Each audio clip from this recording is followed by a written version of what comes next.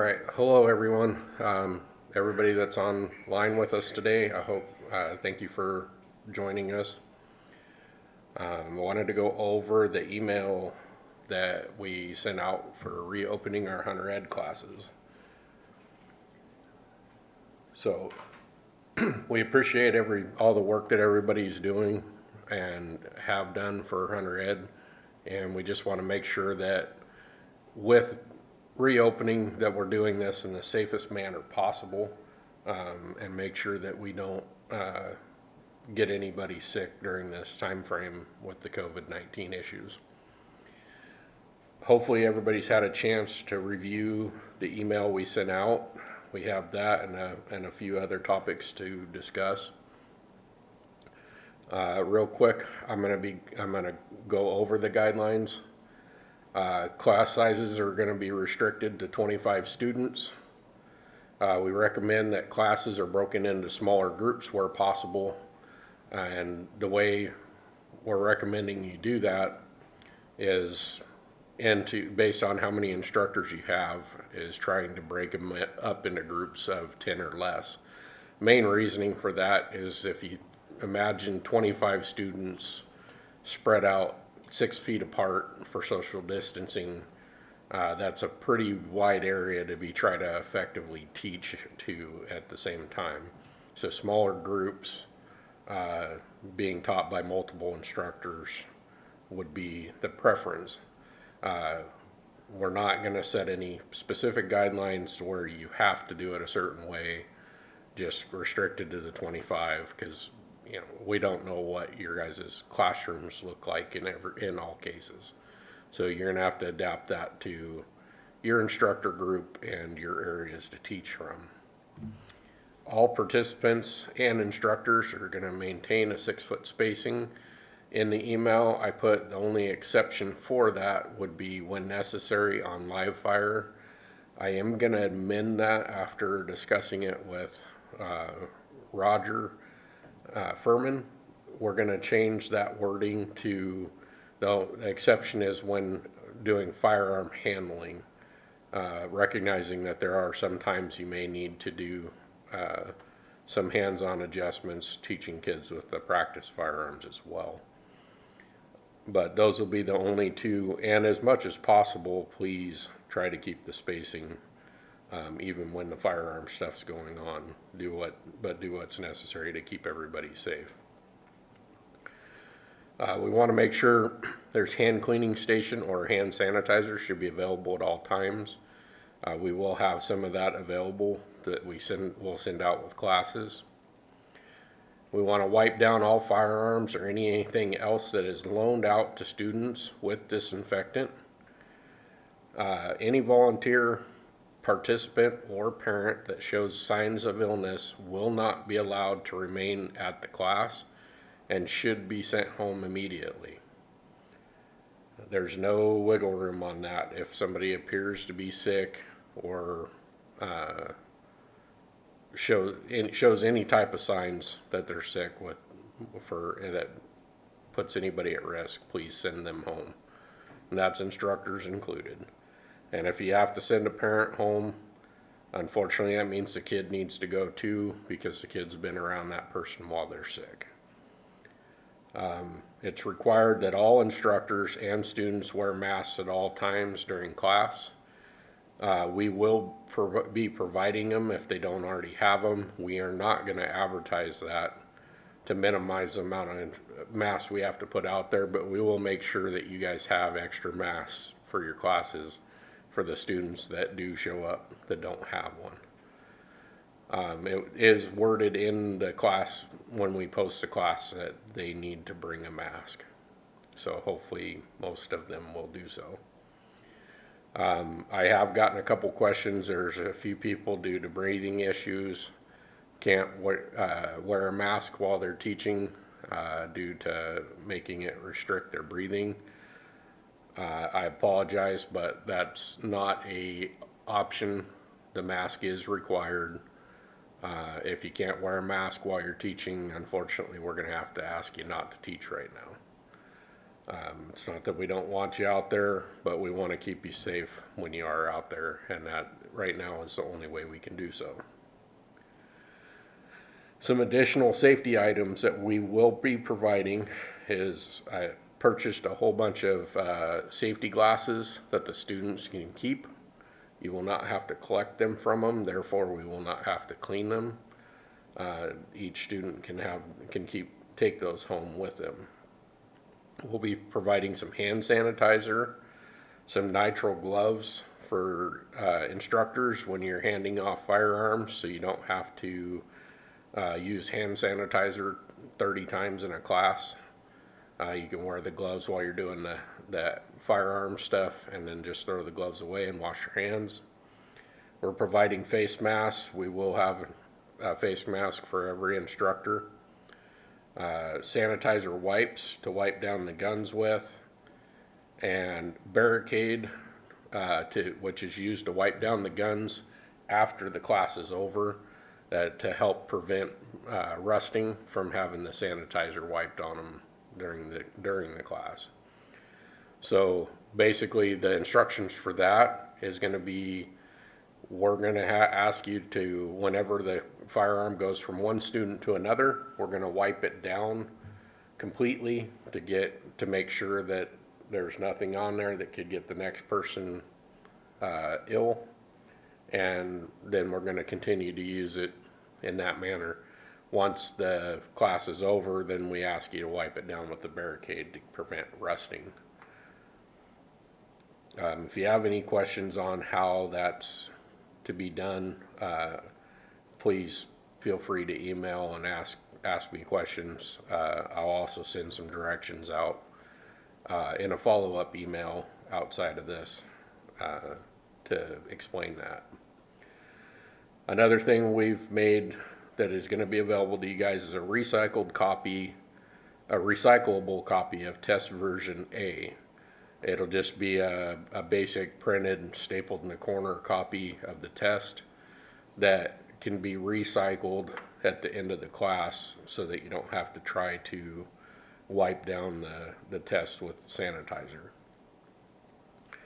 The other thing we've done is we've taken test version A and we've put it on a slideshow. So if you don't want to use the paper tests, you can put it up on a projector and walk the whole class through at the same time. And then all they have to have is their answer key to be able to take the test. That might be an easier way to go about it depending on your teaching situation,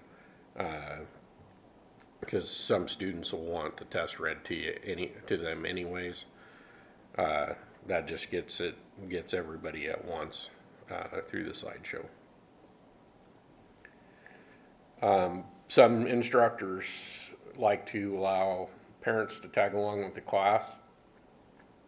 Unfortunately, instructors or parents have to be counted in the groups of 25. So any parent that goes with your group reduces the number of students that you can have in your class.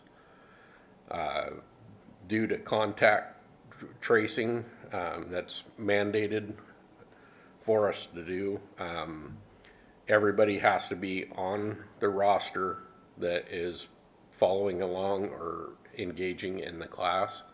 We have to have contact information for them. So if you have 15 kids and 10 parents that follow the class around, you're going to need to capture those parents' contact information and name, and that information is going to have to be sent to me or Myrna like right away, as soon as possible on that. We have to track that for a given amount of time. I believe it's a month, in case somebody in the class comes ill that we know who was there. We have to be able to provide that. So the students will be on a list already. We'll have to double check that we got emergency contact information and emails on them. Myrna will be sending out a spreadsheet that will come with your rosters that'll help you do that and track it.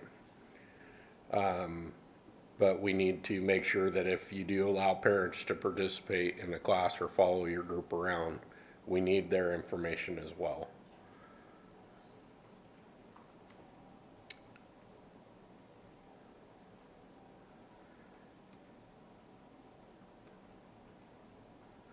We got any questions that have come through so far? Yes. Gordon asked, does the online workbook fulfill the requirements even if the student took it last year? So this Yes. is the temple. So you could just repeat the question and state the answer. So question was, does the online version of the test count still from last year? Correct. Does The online course. workbook fulfill the requirements even if the student took it last year? Yes, the online classes, even done last year, will still count for this year. Part of that is our temp rule.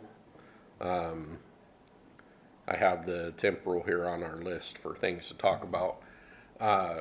Real quick, anybody that isn't already aware of it, I put a temp rule in place, a temporary rule that allows students to hunt this year for big game without going to a field day, provided that they've finished the online testing or the workbook option. If they did a workbook option, they're getting a temporary certificate that says they did so they don't have to carry the book around with them. But that's only good for this hunting season, and they have to hunt with a mentor. That way they can still safely hunt in a field with an experienced hunter, and they'll have part of their hunter ed done. However, that expires at the end of this hunting season, and they will still be required to come to a field day class. I forgot to bring a copy of it, but we will get a basic picture of what those certificates look like. And what I'm asking from you guys is, as you start doing field day classes, if you have somebody that shows up that did the workbook option and they have a certificate from us that'll have my hunter ed instructor number, which is 15600 on it, that is valid proof that they completed the workbook, because they turned their workbook into me and I replaced it with that certificate. So they're still good to participate in your field day exercises. So we also had a question, will the gloves be latex free? Yes, they're nitrile, not latex. The gloves, the question was, is the gloves latex free? And the answer is yes, they're nitrile gloves, no latex. So, and can you clarify, restate this, will there be masks for all students and parents? So I would repeat the question Okay, first. so the question is there going to be masks for all students and parents? Kind of a two-sided answer, I guess. The main answer is no, we are not providing them for all students and parents. There will be enough sent to you for all your students. However, that we are telling them that a mask is required to bring. So hopefully they've brought their own and you won't have to hand those out. If you do, then you do. I've ordered a bunch of them, but hopefully we can make these things last as long as we got to use them. If you have a class, say, of 25, I'm going to send you 25 masks. The hope is that you maybe only use 4 or 5, and then you'll still have 20 going into your next class. Parents and stuff, I would think I would assume they'd realize if they want to be part of the class, they're going to have to bring a mask too if their student does. But that can get us in trouble when we assume they do. But you will have masks to cover people that forget or don't bring one to your class. So Ron is asking, are masks N95 style to protect us? No, they are not N95. They are washable cotton polyester. And then someone noted regarding the test, recycling the test does not protect the security of the test. May want to shred them. So that's just a comment. Yeah, comment was recycling the test doesn't protect the security of the test. That might want to shred them, and that is true. Be careful with how you recycle them. If you don't have a proper way to dispose of them, they could be sent back to us. The other option that I was just recently made aware of was that if you use the regular tests that we have, you can use them to test your class, and then you need to set them aside somewhere for 48 hours minimum before they could be reused. And that's considered by the CDC to be clear of any bacteria that might have been put on there. But for most of us that teach the classes, and then it'll be a month or so before they teach another class, you'd probably be okay just using your regular test books. So we have a question from Clyde. Does the temp certification expire at the end of 2020?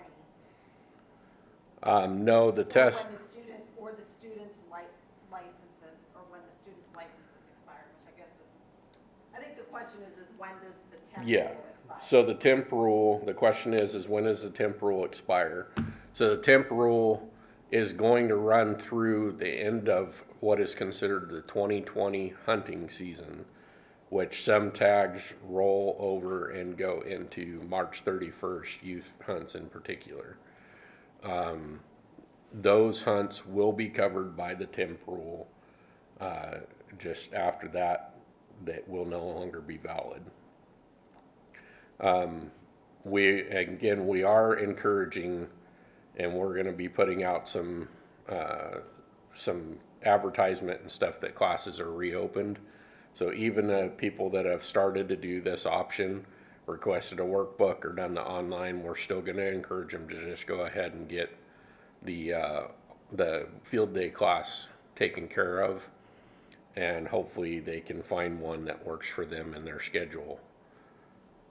The people that don't, I'm going to assume is be the same reason why some of our instructors are going to choose not to teach right now, because they don't feel safe in the current environment with the COVID-19 stuff, which I understand. So this is getting them another option, and for us, I felt like it was the best option. I was not comfortable with what a few states have done, where they waived the field day requirement completely during this time frame. So that's why I went with the temp rule the way I did, as I wanted to make sure that they came and got to see all of our instructors' smiling faces in the classes at some point. Bill is asking for some further clarification on the firearms handling exercise. I don't know how we're going to wipe down the firearms between students as they pass them off.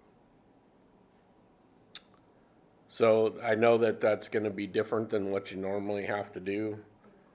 The question is about wiping down the firearms in between students instead of just handing them directly from student to student.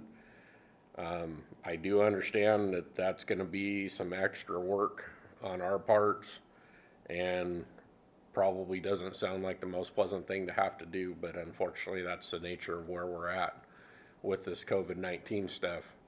As a student does his shooting or his practice with the firearm, before it gets handed to the next student, it needs to be wiped down by an instructor.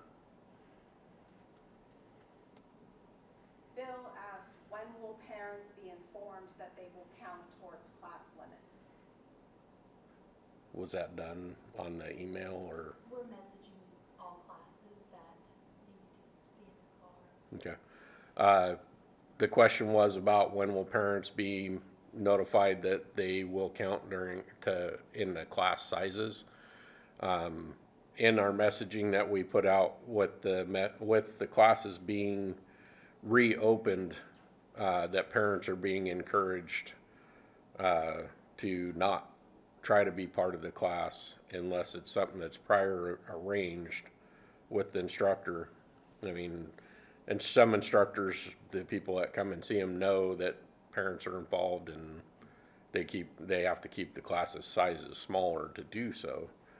So it is in when they sign up for the classes, there's messaging there that says parents would count inside the classroom, total of 25. Instructors, however, do not, and that includes your range officers and stuff like that. That's instructors. They don't count towards your 25. Cole asks, do we need to also wipe the bows down? Yes, anything that goes into sorry, I can hear the questions coming up in the background, and I keep just trying to answer them. The question is do we have to wipe down bows each time? And that is correct. You have to wipe them down. If students are handling them before it goes from one student to another, they need to be wiped down. That's one of the reasons why I went ahead and went with purchasing the safety glasses that we could give away, is so that those don't have to be wiped down before somebody else uses them as well. There's a few questions about cloth masks, and I think what we should say is we will share the CDC guidance on cloth masks with the group. Okay. So there's several questions, I guess, out there about the cloth masks, and the easiest way to answer that is when I send out a follow-up email to this meeting, I will include the CDC response and requirements for the masks, which is what our agency is going by and why they're requiring the specific style of cloth masks. And we're also ordered not to compete with the medical field for the other styles, the more what were those, the N95s, or yeah, the N95s. We were told we can't compete with them for those. So the cloth masks that we're using are a double layer cloth mask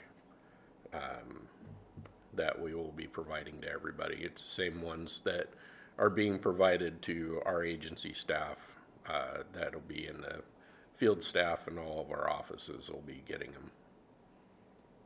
One question from Phil, will there be a checklist for how to do a class to meet COVID-19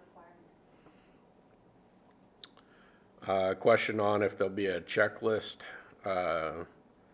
for how to teach a class in the COVID and meet the COVID-19 restrictions.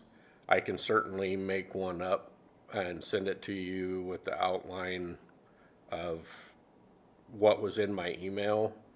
If there's if that would.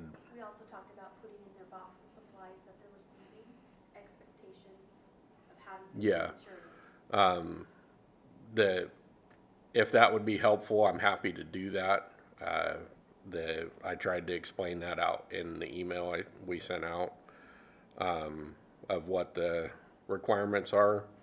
We will also be sending out, when we send your additional supplies for the class, the extra stuff that we don't normally have, the face masks and the sanitizers and all that, we will be sending out instructions in that box that explains what all that stuff's for and what we expect it to be used for.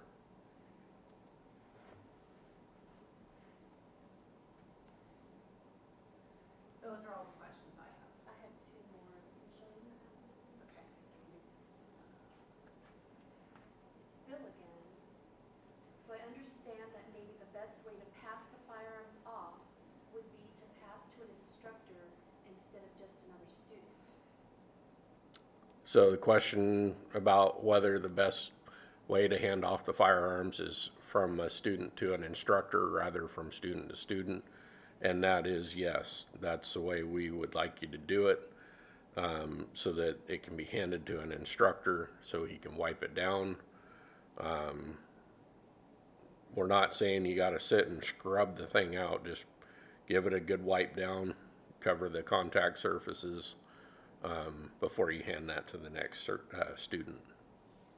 Okay, and Richard asks, the outdoor range specifically, can parents stand a safe distance away from class and therefore not count as the 25?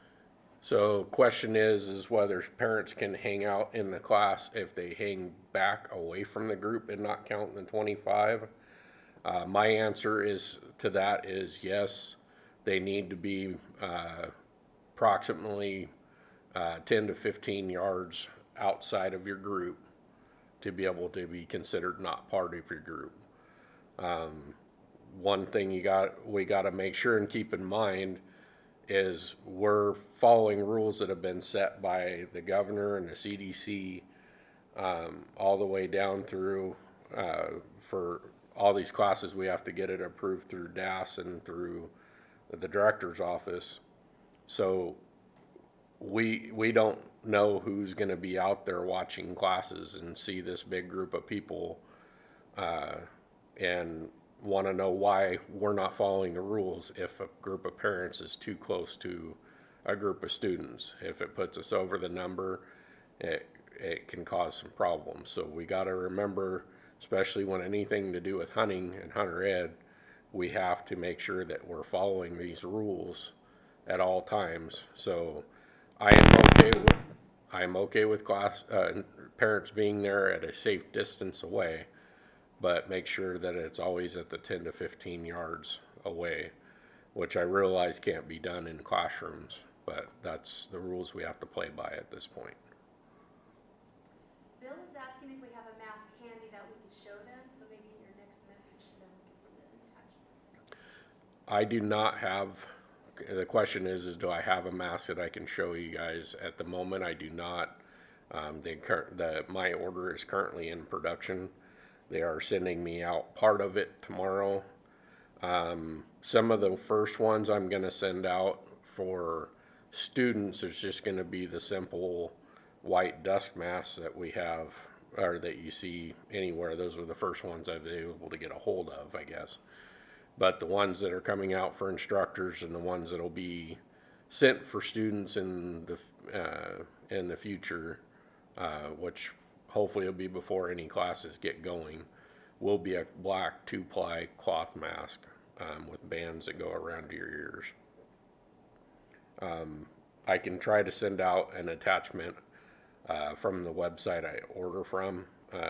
It's a state website from the Oregon Correctionals Department that we order from.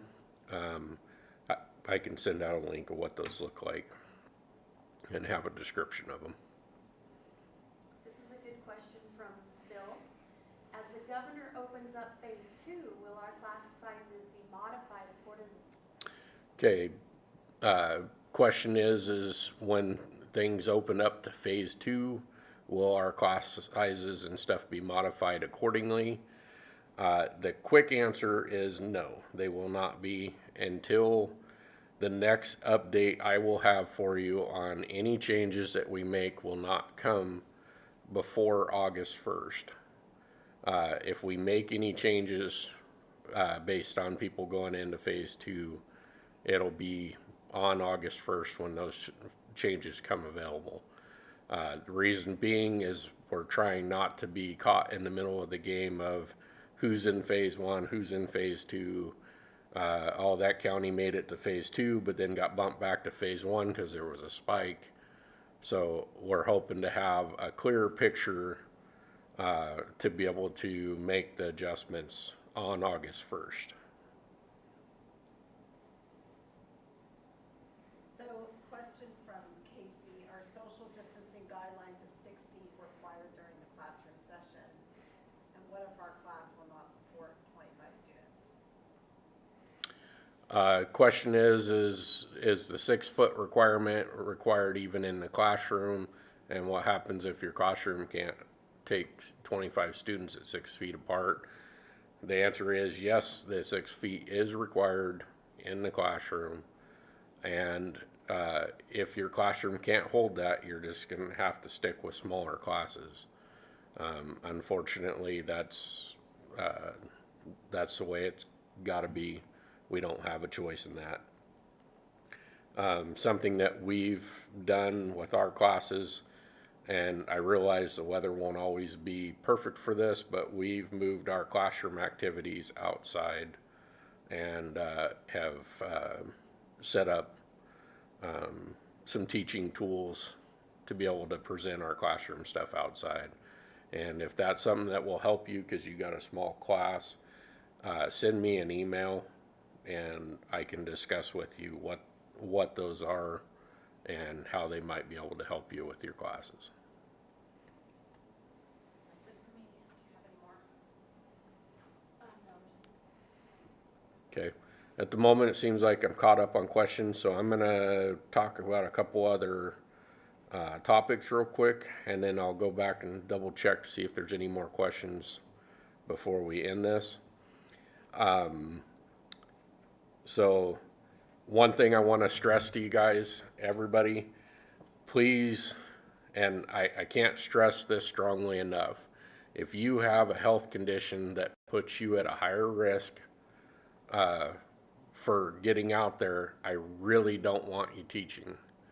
I value everything you guys do and everything you bring to the table as a volunteer instructor, but I do not want to see anybody get sick and contract COVID-19 during this time frame. So please be smart about what you do. I can't stress that enough. I've had a conversation with several of you guys on the phone recently, and in my opinion, we failed as a program even if one instructor gets sick. And that's just how I feel about it. So please keep in mind your health and make what decision's right for you. Wanted a quick update on the regional meetings in December. We've changed, if you hadn't heard, we changed our regionals to just 2 regional meetings in December. The first one will be December 5th at headquarters for the west side of the state.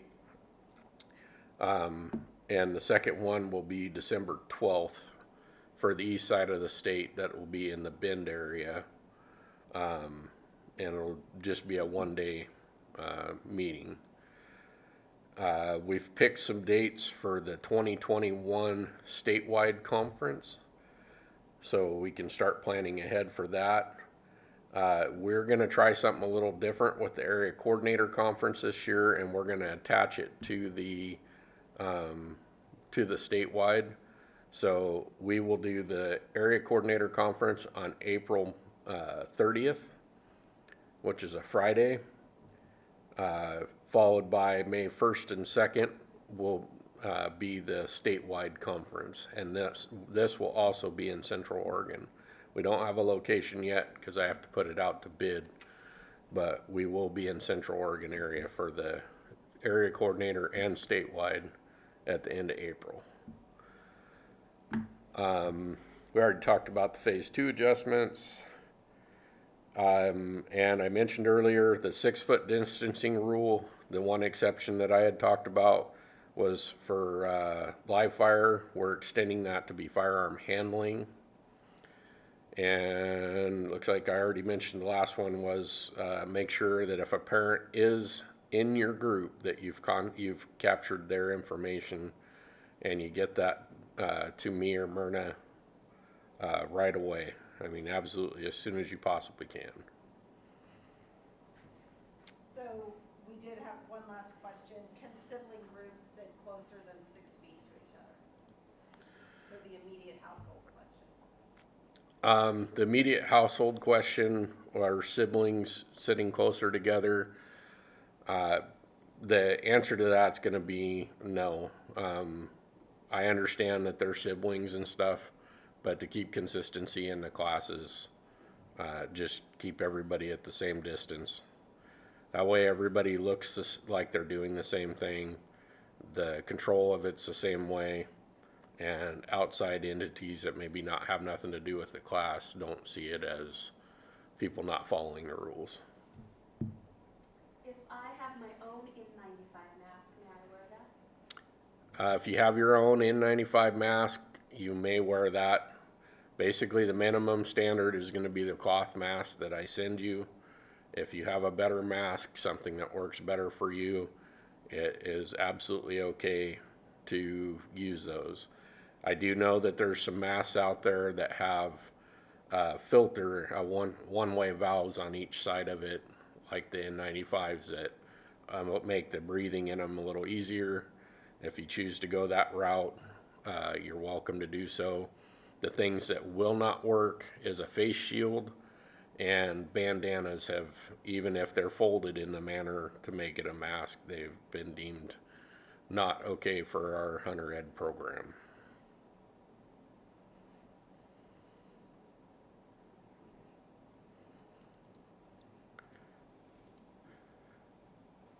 All right, so that looks like that wrapped up our questions at this point. If you guys have any more questions, if anybody comes up with any more, please send me an email, send it to Myrna or me, and I will get you an answer as soon as I can. I really appreciate you guys being here for this. I would appreciate some feedback of what you guys thought of this forum and whether we should continue to do this when we need to update information, what you guys thought of basically how it worked. So it was a kind of a new thing for us, trying it out, so the feedback would be valuable. Again, thank you guys for being here, and we'll see you next time.